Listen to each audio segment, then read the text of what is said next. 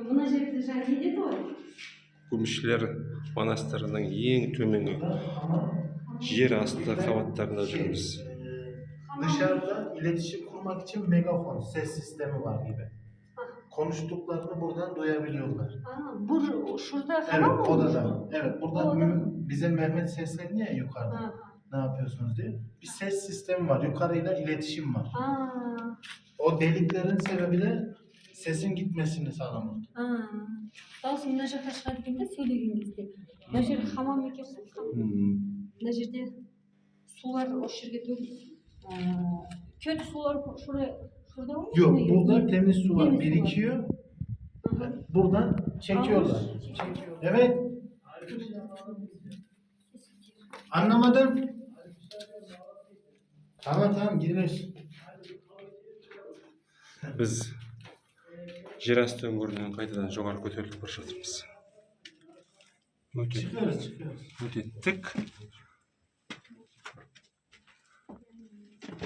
Өңірдің жоғарылап шыққан сайын ауаның температурасы қайтадан жылып жатыр. Басты жағы өте салқын.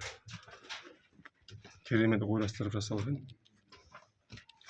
Қазір сырттағы ауаның температурасы 37 градус. Өңірдің астындағы температура плюс 5-6 градус қана. Керемет тарихи жәдігер өңір. Жоғары жағы монастыр. Біз екінші бір өңірге түсіп келе жатырмыз. Бұл өңір өңірдің жолы бір қалыпты, бір 30 градустай бойлап төмен түсіп келе жатырмыз. Өңірдің биіктігі 1,5 немесе 1,30 сантиметрдей ғана. Басында көтеріп жүре алмайсың. Тек еңкейіп, отырып, ал мына бір кішігірім ғана бөлмеге кіретін жердің биіктігі 90 сантиметрдей ғана. Аман жоқ отырып кіреміз. Мына бөлмеге кірейік. Еңбектеп кіресің. Өте кішкене ғана бөлме екен. Küçük. Çok küçük. Онда не сақтайды екен түсінбедік. Ne olmuş burada? Evet, burası mabet. Mabet? Mabet. Шынында керемет тарихи жәдігер. Жалпы Түркия мемлекеті бұрынғы Византия империясының орнында орналасқан болғандықтан, бұнда бүкіл Византия империясының іздері қалған. Жалпы Византия империясының ежелгі тарихын көру үшін Римге немесе Грецияға барудың керегі жоқ. Өйткені жақ Грек, Рим империясы болса, Византия империясы осы Түркияның орнында орналасқан. Жалпы тарихи жәдігерлерді көру үшін Түркияның өзінде де жүру өте жеткілікті.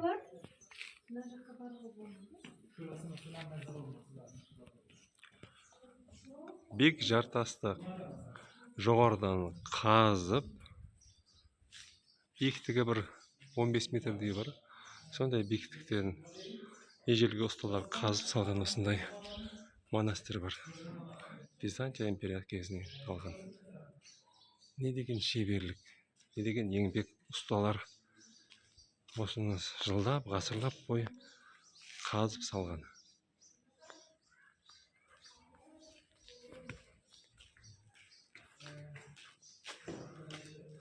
Қаншама зор еңбектер. Мұнда я қаншама үлкен бөлмелер, қаншама биік үңгірлер.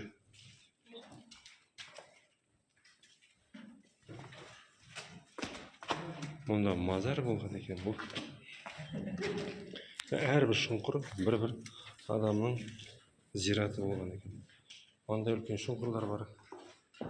Өте терең шұңқырлар бар бұндай.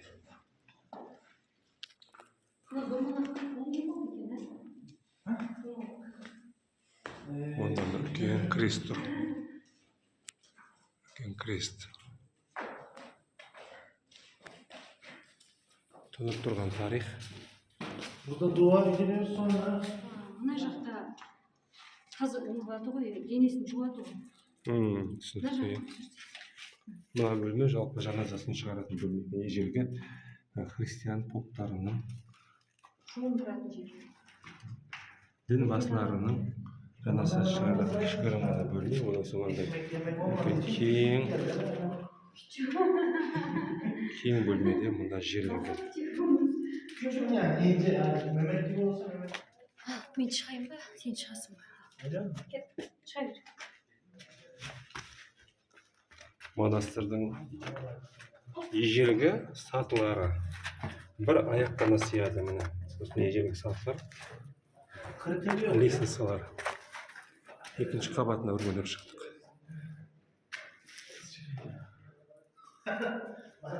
Мұнда күмбез бар. Күмбездің үстінде Ауа кететін жерлер ме? жарық түсетін, немесе вентиляция болатын. Мұнда от жақса, түтінде шығып кететін. Мынандай керемет тесік бар екен төбесінде. Жалпы күмбез және шаңырақ іспеттес. Yazın soğuk, kışın sıcak. Осының бәрін үлкен бір жарық екінші қабаттан көрінісі. Мына қандай керемет. Пошел, бұл nerede? Tuvalet mi? Evet. Мына жер туалет екен көші тағы. Banyo, tuvalet, Баня, шомылатын жерге туалет. jacuzzi. Джакузи. Жалпы бүкіл керек жарақтың бәрі жасалған. Инфраструктураның бәрі жасалған. Дәретхана, ванна. Бұл жай ғана монастыр ғибадатхана ғана емес. Кәдімгідей түгел бір кешенді кішігірім қамал қорған. Қаншама адамдар өмір сүрген. Кішігірім қалашық сияқты. Тесік бар да? Мына жерде төмен қарасаң тесік бар да? Ар жақпен сөйлескенге арналған тесік бар екен ғой. Мында туалетке. Қарым-қатынас жасау үшін осындай бірінші, екінші қабаттардың арасында осындай вентиляционный жолдар бар. Ауа өту үшін және адамдар бір-бірімен сөйлесу үшін де арналған.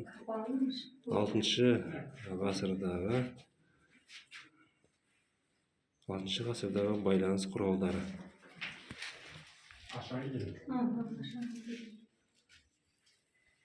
Мына жерде бір жауап болған ба, қашан? Ар жағында тағы бірдеңе кететін бірдеңе бар да? Негізі төмен кететін бір нәрсе болғанда.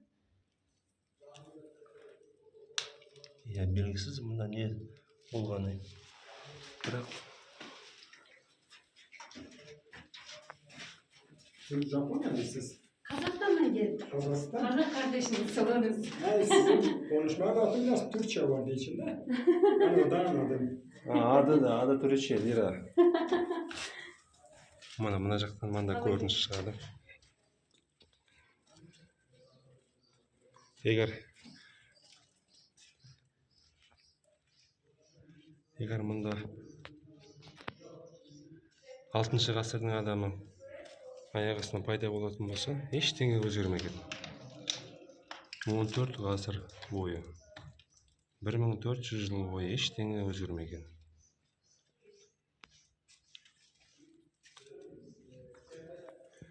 Жалпы мынау Каппадокия аймағындағы бүкіл жергілікті материалдардың бәрі осындай керіш деген материал. Таста емес, топырақта емес. Біздің кәдімгі қолданып жүрген штукатурканың материалына қатты ұқсайды.